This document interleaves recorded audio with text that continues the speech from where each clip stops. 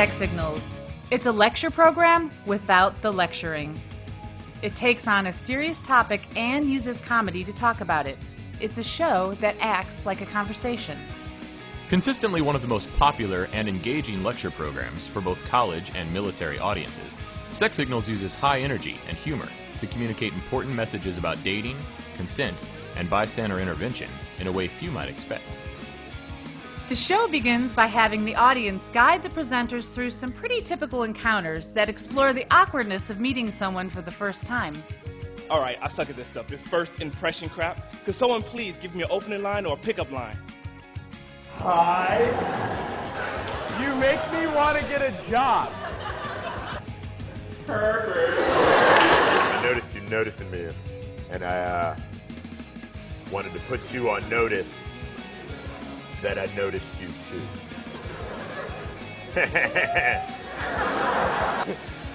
So what should I do? Should I try and be hard again, or should I be even sexier than her? Which one? So should I maybe show her how sensitive I can be, or should I just like dive in and show her how much of a man I am? Should I get him to loosen up by being like super crazy fun girl, or by being like super sexy girl? Oops, my straw. Let me go get that. Sex Signals then pokes fun at social expectations of how men and women are supposed to interact with each other, and how those opinions often affect the way we view sex. Now, when I say the phrase "act like a lady," what words jump out at you? What is a lady supposed to be like? What does she do? What does she? How's her do? Tea parties. Yes, indeed.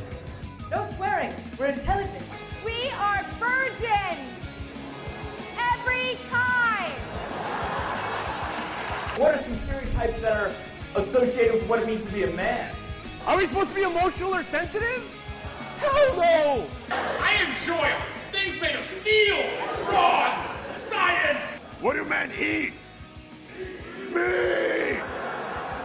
Engaged in a dialogue about the gender roles they play, audiences examine social scenarios they may find themselves in, which may become dangerous when alcohol is involved.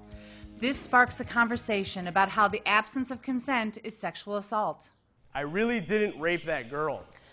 Hello, and welcome to Not My Fault, the show that gives people a chance to prove they are not responsible for hurting someone. I fully admit that, I did have sex with this woman, but I didn't rape her. And leans in and kisses me.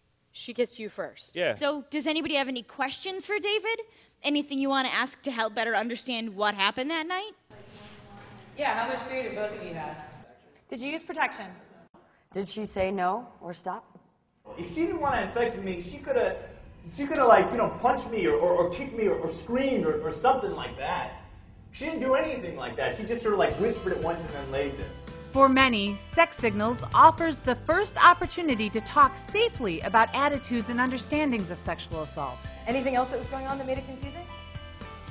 The fact that they were drinking, okay? The fact she only whispered stop? So what did Amy say that clearly made this rape? Yes, she said stop while they were having sex. David clearly heard the stop, and yet he chose to continue, and that's what clearly makes it rape. Has anybody ever told you what to do if it's somebody you know?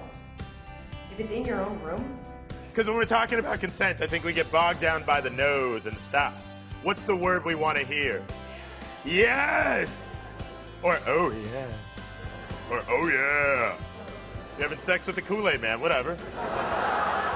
So how do you know if that other person wants to have sex or not? When they say please. When they say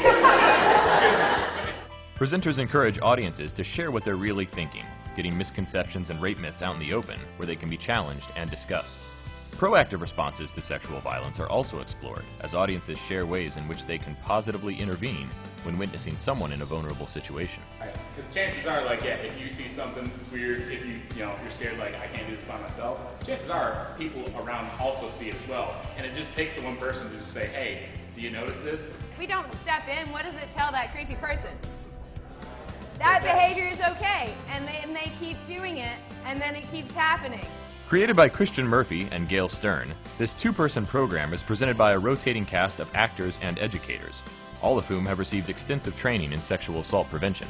In addition, there are several versions of sex signals that have been created and customized for various target audiences, including fraternities and sororities, student athletes, and each branch of the United States military. Catharsis also offers supplemental programs and consultation for organizations wishing to take the discussion generated by sex signals even further.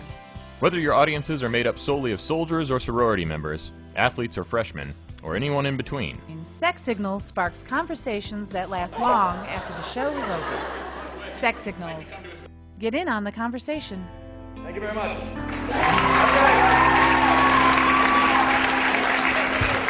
Good night, Marcus.